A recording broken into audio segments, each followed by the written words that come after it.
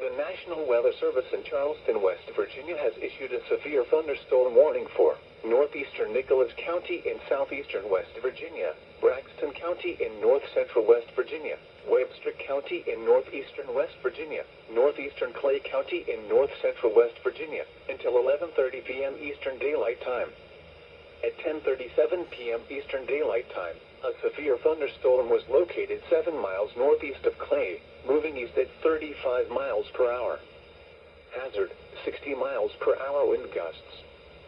Source, radar indicated. Impact, expect damage to roofs, siding, and trees.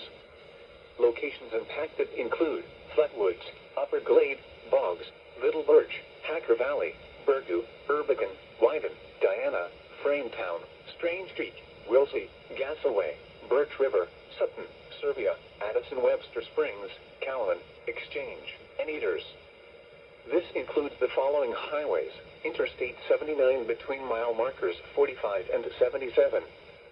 Route 19 between mile markers 49 and 68.